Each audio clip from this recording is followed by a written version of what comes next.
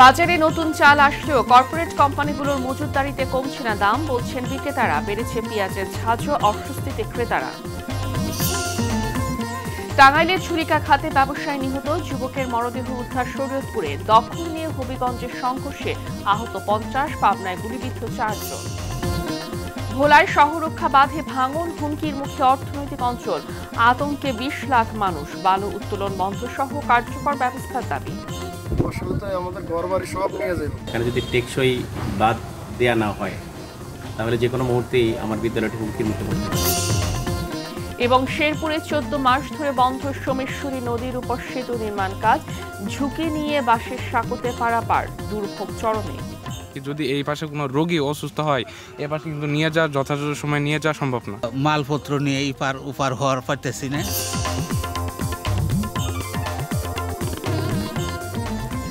আসসালামু আলাইকুম, স্বাগত জানাচ্ছি আরটিভি জেলা সংবাদে। আপনাদের সঙ্গে আছি আমি ফাহমিদা সালাম। দর্শক, দেখছিলেন শিরোনাম, এবার বিস্তারিত।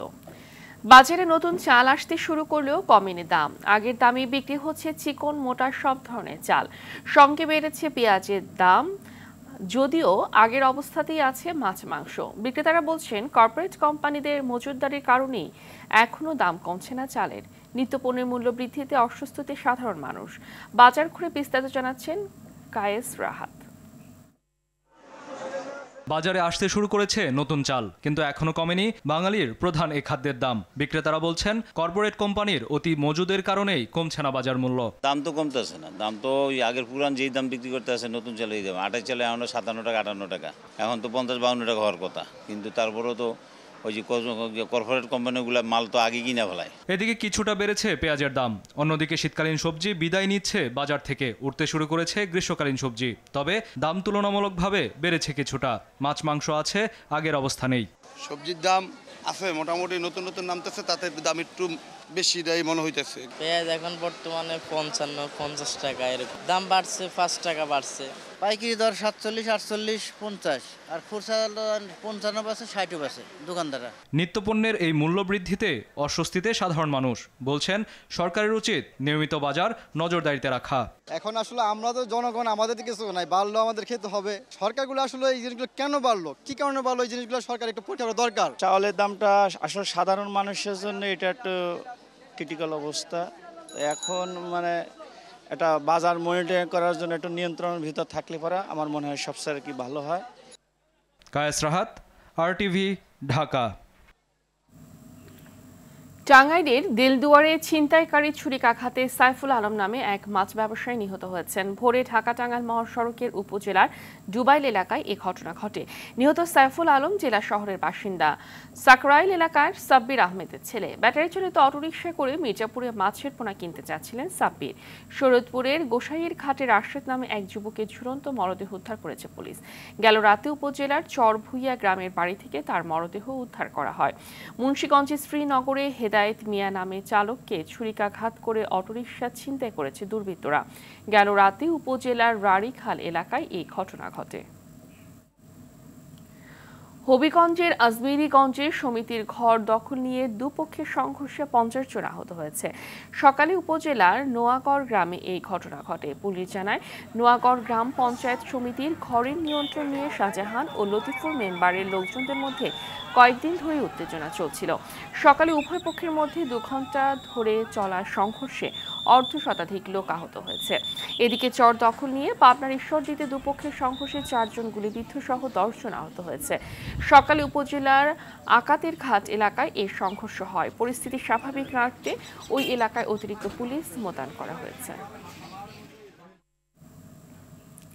সাতক্ষীরায় বাস চাপায় মা ও ছেলের মৃত্যু হয়েছে। দুপুরে খুলনা সাতক্ষীরা মহাসড়কের কুমিরা কদমতলা এলাকায় এই দুর্ঘটনা ঘটে। অসুস্থ বাবাকে দেখতে এসে রাস্তা পারাপারের সময় বাস চাপায় এই দুর্ঘটনা হয়। নিহতরা হলেন খুলনার রীতা সাধু ও শিশু সন্তান সৌরভ সাধু। এ সময় রীতার স্বামী অপূর্ব সাধু আহত হন। এদিকে ময়মনসিংহের ভালুকায় ট্রাকে পিকআপের ধাক্কায় রহমত আলী নামে এক যুবকের মৃত্যু হয়েছে। এ সময় পিকআপের চালক সহ 3 জন আহত হন। ঢাকার ধামরাইয়ে অটোরিকশা চালক মোহাম্মদ আলী হত্যা মামলায় দুজনকে গ্রেফতার করেছে পুলিশ। গ্রেফতারকৃতরা হলেন নিহতের স্ত্রী জয়তুন বেগম এবং তার পরকীয়া স্বামী তোফাজ্জল মিয়া। সকালে ধামরাই থানায় সংবাদ সম্মেলনে এ তথ্য জানানো হয়। পঞ্চগড়ের বোদা উপজেলার বোদা বাজারে ডাকাতি করতে এসে নৈশ প্রহরী ও জনতার হাতে 4 ডাকাত আটক হয়েছে। বৃহস্পতিবার নগরকুমারী হাট থেকে তাদের আটক করা হয়। নোয়াখালীর হাতিয়া ডাকাতির সময় অস্ত্রসহ এক ডাকাতকে আটক করেছে কোস্টগার্ড। এ সময় একটি বন্দুক, 3টি দেশীয় অস্ত্র উদ্ধার করা হয়।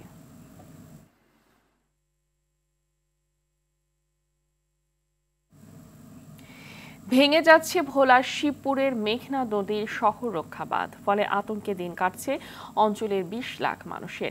ভাঙনের মুখে অর্থনৈতিক অঞ্চল সহ বেশ কয়েকটি শিক্ষা প্রতিষ্ঠান।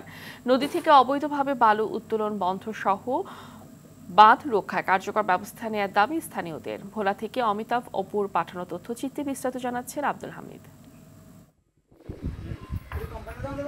প্রায় 3000 কোটি টাকা ব্যয়ে নির্মিত হয় দ্বীপজেলা ভোলার মেঘনা নদীর ভাঙন রক্ষা বাঁধ। তবে গেল 3 বছর ধরে ভাঙন শুরু হয়েছে জেলা শহর থেকে মাত্র 3 কিলোমিটার দূরের শিবপুর ইউনিয়নে। বিগত 50 বছরে ভাঙন না ধরায় এখানে রপ্তানি প্রক্রিয়াকরণ অঞ্চল ইপিজেড তৈরির পরিকল্পনা হাতে নেয় সরকার। নদী ভাঙনের ঝুঁকিতে আছে ইপিজেড তৈরির সেই পরিকল্পনা। পানি উন্নয়ন বোর্ডের 626 কোটি টাকা ব্যয়ে 4 কিলোমিটার বাঁধ নির্মাণ প্রকল্প চূড়ান্ত অনুমোদন আটকে আছে প্রশাসনিক জটিলতায়। এছাড়া নদী থেকে অবৈধভাবে বালু উত্তোলনের অভিযোগও রয়েছে দীর্ঘদিনের। দ্রুতই বাঁধ মেরামতের দাবি স্থানীয় বাসিন্দাদের। সামনে তো আইলে বেরিয়ে থাকবো না স্যার, বেতাল অবস্থা, খুব গভীরতা বেশি। কাজ করবো পানি উন্নয়ন বোর্ড করে না। এখন তো বর্ষা হইতে আছে, বর্ষালে তো আমাদের ঘর বাড়ি সব নিয়ে যাবে। এখানে যদি টেকসই বাঁধ দেয়া না হয় তাহলে যে কোনো মুহূর্তেই আমার বিদ্যালয়টি হুমকির মুখে পড়তে পারে। বাঁধ রক্ষা প্রকল্পে চূড়ান্ত অনুমোদন না হয় ভাঙন প্রতিরোধে অস্থায়ী ব্যবস্থা গ্রহণ করা হচ্ছে বলে জানান এই কর্মকর্তা।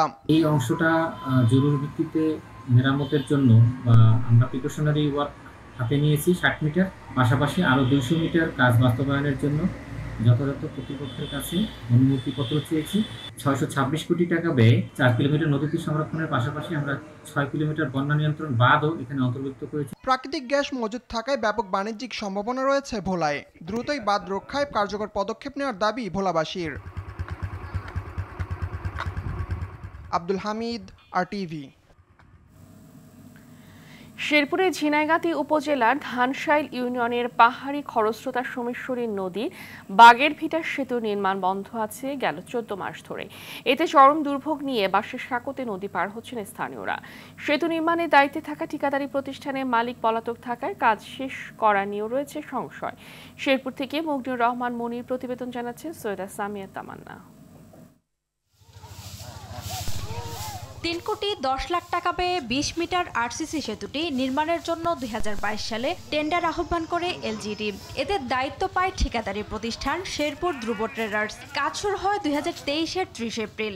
24 সালের জানুয়ারিতে কাজ শেষ করার কথা থাকলেও তা হয়নি আজও। 5 আগস্টের পর থেকে ঠিকাদার পলাতক থাকায় দেখা দিয়েছে আরও অনিশ্চয়তা। এদিকে চরম দুর্ভোগ নিয়ে বাঁশের সাঁকোতে নদী পার হচ্ছেন শিক্ষার্থী, বয়স্ক, রোগীসহ এলাকাবাসী। শ্রীবর্দী ও ঝিনাইগাতি উপজেলার মধ্যে প্রায় 10 কিলোমিটার ঘুরে যাতায়াত করছেন অনেকেই। আমাদের স্কুলে যাওয়া আসা মানুষের অনেক অসুবিধা হচ্ছে। যদি এই পাশে কোনো রোগী অসুস্থ হয় এ পাশে কিন্তু নিয়ে যাওয়া যথাযথ সময় নিয়ে যাওয়া সম্ভব না। মালপত্র নিয়ে ইপার উপার হওয়ার পারতেছি না, যার জন্য এটা আমাদের খুব সমস্যা। এই ব্রিজটা দ্রুত করার জন্য আমরা কর্তৃপক্ষের কাছে বিশেষভাবে অনুরোধ করি।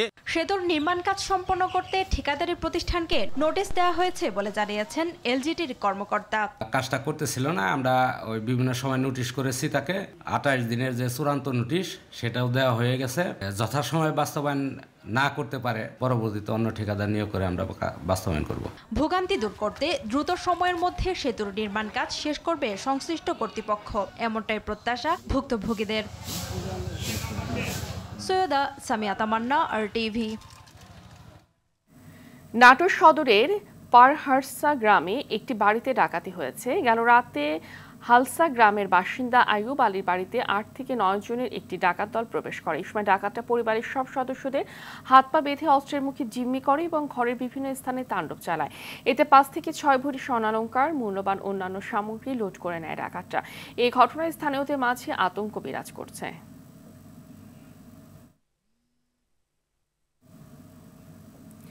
জাতীয় সংসদ নির্বাচনের আগে স্থানীয় সরকার নির্বাচন দেওয়ার আহ্বান জানিয়ে জামাত ইসলামের আমির ডাক্তার শফিকুর রহমান নির্বাচন কমিশনকে তাদের সদিচ্ছা এবং সক্ষমতা প্রমাণের আহ্বান জানান। সকালে ময়মনসিংহ নগরীর সার্কিট হাউস মাঠে জেলা ও মহানগর জামাতের কর্মী সম্মেলনে তিনি এসব কথা বলেন। তিনি বলেন, জনগণ সন্তুষ্ট হলে নির্বাচন কমিশনকে পূর্ণ সমর্থন দেবে তার দল। মহানগর জামাতের আমির কামরুল আহসান ইমরুলের সভাপতিত্বে সম্মেলনে আরও বক্তব্য রাখেন কেন্দ্রীয় প্রচার ও মিডিয়া বিভাগীয় সেক্রেটারি অ্যাডভোকেট মতিউর রহমান আকুন্দ, কেন্দ্রীয় সাংগঠনিক সেক্রেটারি ডক্টর সামিউল হক ফারুকী সহ অন্য নেতারা।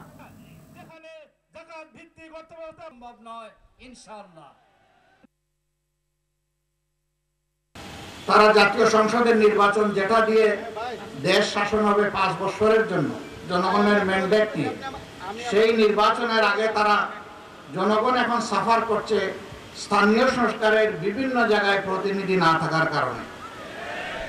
স্থানীয় সরকার নির্বাচনটা দিন, আমরা দেখি আপনাদের সদিচ্ছা এবং সক্ষমতা কতটুকু, এটার প্রমাণ আপনারা পেশ করুন। যদি এতে জনগণ সন্তুষ্ট হয়, জনগণের পরবর্তী খেদমতের জন্য জনগণ আপনাদেরকে পূর্ণ সহযোগিতা দেবে। কৃষকদের মর্যাদা বাড়ানোর পাশাপাশি কৃষি বিপ্লবের মাধ্যমে অর্থনৈতিক উন্নয়নের লক্ষ্যে চাঁদপুরে কচুয়ায় হয়ে গেছে ব্যতিক্রমী আয়োজন কৃষি কথা। কৃষকই প্রাণ, কৃষক বাঁচলে বাঁচবে দেশ, এমন প্রতিবাদে তারেক রহমানের প্রস্তাবিত রাষ্ট্র সংস্কারে 31 দফার 27তম দফা নিয়ে নির্মিত ডকু ফিল্ম প্রচার করা হয়। অনুষ্ঠানে সভাপতির বক্তব্যে প্রকৌশলী হাবিবুর রহমান বলেন, দেশের অর্থনীতির চাকা ঘুরবে পরিকল্পিত কৃষি উন্নয়নের মাধ্যমেই। কৃষকের ঋণের সুবিধা পেতে বীজ সার পেতে দেয়া ফার্মার্স কার্ড প্রদানে বিএনপির পরিকল্পনার কথা জানান তিনি, যেখানে একটি কার্ডেই কৃষকের সকল সমস্যার সমাধান হবে। বৈশাখে তীব্র খরতাপ আর অনাবৃষ্টির কারণে নওগাঁর আম বাগানের গাছগুলো থেকে ঝরে পড়েছে গুটি আকারের আম। কালবৈশাখী ঝড়ের প্রভাবে লোকসানের মাত্রা বেড়েছে কয়েক গুণ। একই অবস্থা দিনাজপুরে হিলি লিচু বাগানগুলোতেও। খরা ও প্রচণ্ড দাবদাহে ঝরে পড়ছে লিচুর গুটি, এতে ফলন বিপর্যয়ের আশঙ্কা করছেন চাষিরা। বিস্তারিত আব্দুল হামিদের প্রতিবেদনে। নওগাঁর বদলগাছি উপজেলায় এবছর চাষ হয়েছে ফজলি, আম্রপালি, কাটিমন, ব্যানানা ম্যাঙ্গো, বাড়িচার ও তাইওয়ান রেড সহ বেশ কয়েক প্রজাতির আম।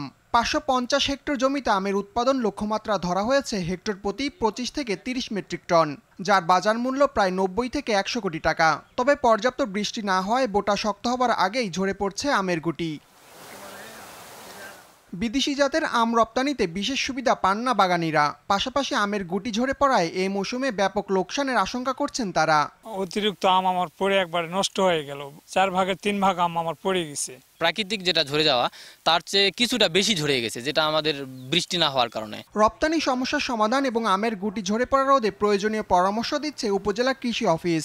রপ্তানিকারকদের সাথে সংযুক্ত করে দিয়েছি। আমাদের রপ্তানিযোগ্য আম উৎপাদন প্রকল্পের মাধ্যমে একটি অ্যাপ দেওয়া হয়েছে কৃষকদেরকে। রসালো ও সুস্বাদু লিচুর জন্য বিখ্যাত উত্তরের জেলা দিনাজপুর। তবে প্রচণ্ড দাবদাহ, ঝড় আর অনাবৃষ্টির কারণে ঝরে পড়ছে লিচুর গুটি। রেকর্ড পরিমাণ মুকুল আশায় ভালো ফলনের আশা করেছিলেন কৃষকরা, তবে গুটি ঝরে পড়ায় হতাশ তারা। অতিরিক্ত খরার কারণে লিচুগুলো সম্পূর্ণ ঝরে যাচ্ছে। যতটুক আছে, যদি আবহাওয়া ভালো হয় তাহলে আমরা লসটা কিছুটা আমাদের পুষে উঠবে। লিচুর ভালো ফলন নিশ্চিতে সব ধরনের পরামর্শ দেওয়া হচ্ছে বলে জানান উপজেলার এই কৃষি কর্মকর্তা। ফুড ড্রপিংটা ন্যাচারালি হয় এবং এটাতে আসলে তেমন কোনো উদ্বেগের কারণ নেই, এবং আমাদের কৃষি বিভাগ থেকে ব্লক পর্যায়ে যে উপসহকারী কৃষি কর্মকর্তাগণ আছেন তাদের মাধ্যমে আসলে আমাদের যে বাগান মালিক তাদেরকে আমরা প্রতিনিয়ত পরামর্শ প্রদান করছি। বাগান পরিচর্যা, কীটনাশকের ব্যবহার ও অতিরিক্ত সেচ দিয়েও গুটি ঝরা রোধ করা যাচ্ছে না। এবছর হিলিতে 13,000 হেক্টর জমির লিচু বাগানে ফলন এসেছে। আবহাওয়া ভালো থাকলে ক্ষতি পুষিয়ে নেওয়া যাবে, এমনটাই প্রত্যাশা লিচু চাষিদের। আব্দুল হামিদ, RTV। এই বিষয়ে আরো জানতে দিনাজপুরের হিলির লিচু বাগান থেকে আমাদের সাথে যোগ দিচ্ছেন সহকর্মী আব্দুল আজিজ। তাপদাহে লিচুর গুটি ঝরে পড়ার বিষয়ে সবশেষ কি তথ্য আছে আপনার কাছে জানাবেন?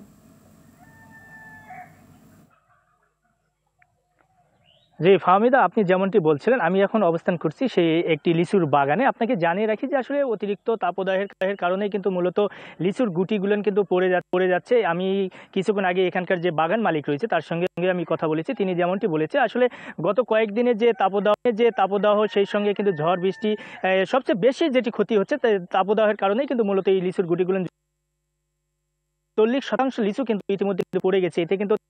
এতে কিন্তু তারা চরম ক্ষতির মুখে পড়বে। কৃষি বিভাগ যেমনটি বলছে যে তারা সর্বদাই এর পরামর্শ দেওয়ার জন্য তারা পরামর্শ দিয়ে যাচ্ছে, তারপরেও কিন্তু কোনো প্রকার কাজ হচ্ছে না। কৃষকরা বলছে যে অনেক সময় কৃষি অফিস থেকে যেভাবে পরামর্শ দিচ্ছে যে স্প্রে করার জন্য, ঔষধ দেওয়ার জন্য বা পানি দিয়ে স্প্রে করার জন্য, তারা সেটি কিন্তু করছে, তবুও কিন্তু এই লিচুর গুটি ঝরায় এটি কিন্তু কোনোভাবে রোধ করা যাচ্ছে না। এতে কিন্তু তারা অনেকটাই হতাশাগ্রস্ত হয়ে পড়েছে। তবে ইতিমধ্যে আপনাকে জানিয়ে রাখি দিনাজপুরের যে হিলিতে এখানে কিন্তু 13 হেক্টর জমিতে লিচুর চাষাবাদ করা হয়েছে। তবে তারা যেমনটি মনে করছে যে আবহাওয়া যদি অনুকূলে থাকে, অর্থাৎ যেরকম আবহাওয়া রয়েছে এর থেকে যদি একটু আবহাওয়া ভালো হয়, সেক্ষেত্রে কিন্তু তারা যে ক্ষতি হয়েছে সেই ক্ষতি কিন্তু তারা পুষিয়ে নিতে পারবে। তবে আপনাকে জানিয়ে রাখি ফাহমিদা, আপনি যেমনটি জানেন যে লিচুর জন্য কিন্তু বিখ্যাত উত্তরের জনপদ এই দিনাজপুরে কিন্তু ইতিমধ্যে গত বছরের তুলনায় এবার কিন্তু অনেক লিচুর বাগান অর্থাৎ লিচু চাষ কিন্তু অনেকটাই বৃদ্ধি পেয়েছে। তবে কৃষকরা যেটি মনে করছে যে আসলে অনেক সময় কৃষি অফিস থেকে তাদের তেমনটা সহযোগিতা করা হচ্ছে না, তবে যেরকম সহযোগিতা করা আশ্বাস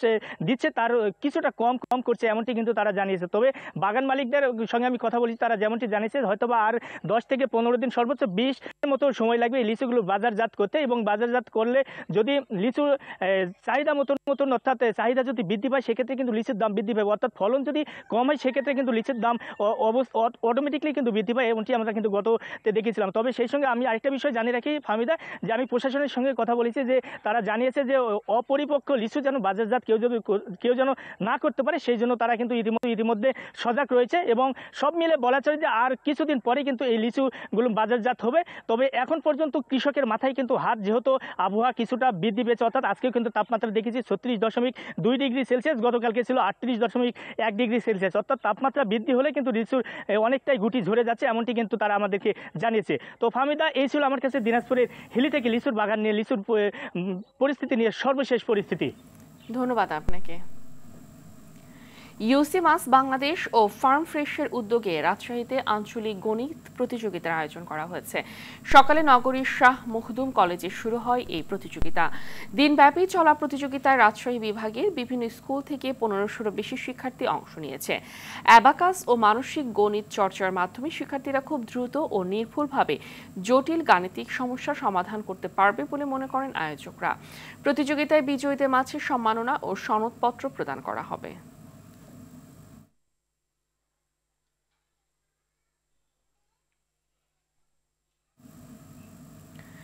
চট্টগ্রামে ঐতিহ্যবাহী আব্দুল জব্বারের বলি খেলার 116তম আসর শুরু হয়েছে আজ।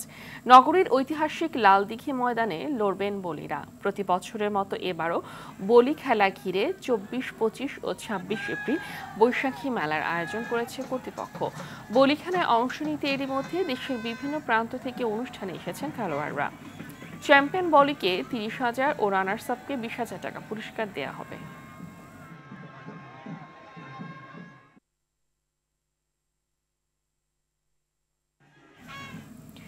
এ বিষয়ে আরো জানাতে লালদিঘির মাঠ থেকে সরাসরি যোগ দিচ্ছেন সহকর্মী সাইফুল মাহমুদ।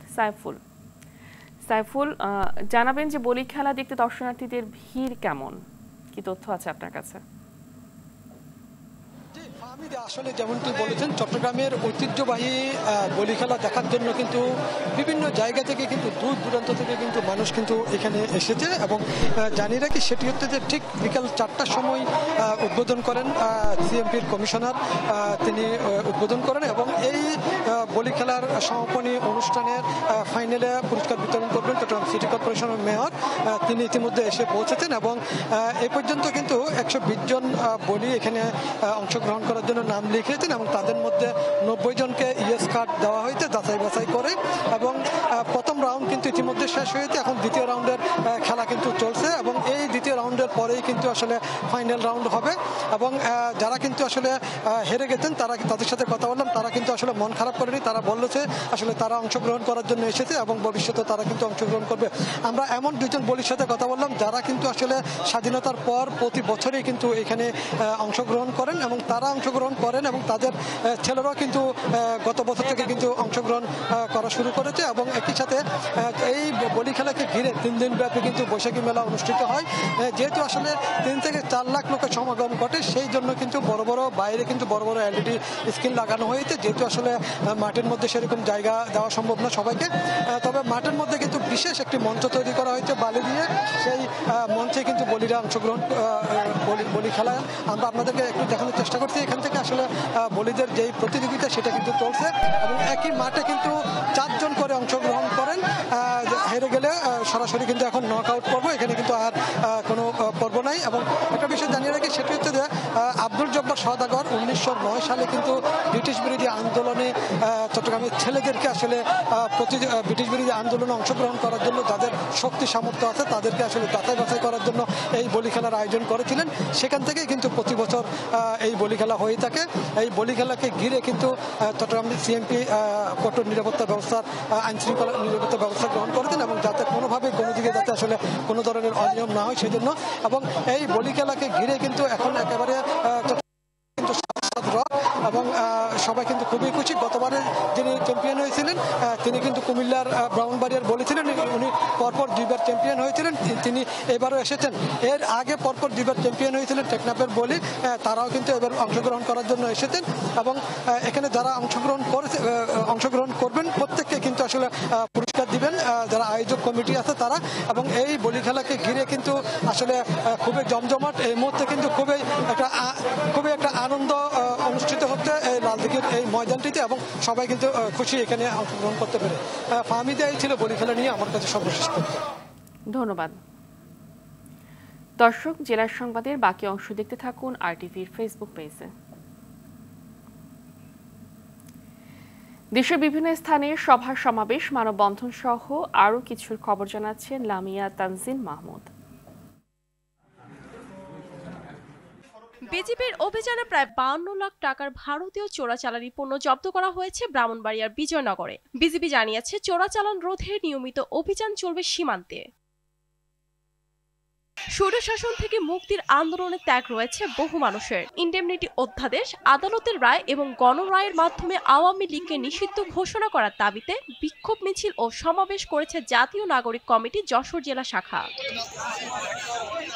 অন্যদিকে মাদকের ক্ষতিকর প্রভাব প্রতিরোধে করণীয় এবং শিক্ষা প্রতিষ্ঠানে গুরুত্বপূর্ণ ভূমিকা নিয়ে একটি সচেতনতামূলক সেমিনার হয়েছে যশোরের শার্শায়।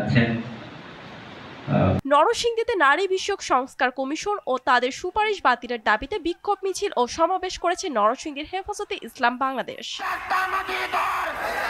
বৈশাখের রাঙিয়ে দাও বাংলাদেশ প্রতিপাদ্যকে সামনে রেখে 50 জন শিশুর অংশগ্রহণে চিত্র প্রদর্শনী ও চিত্রাঙ্কন প্রতিযোগিতা অনুষ্ঠিত হয়েছে নড়াইলে। অন্যদিকে 2 দিনব্যাপী মোট 40টি ইভেন্টের প্রস্তুতি নিয়ে নড়াইল জেলা ক্রীড়া সংস্থার ব্যবস্থাপনায় বার্ষিক ক্রীড়া ও সাইক্লিং প্রতিযোগিতার উদ্বোধন অনুষ্ঠিত হয়েছে।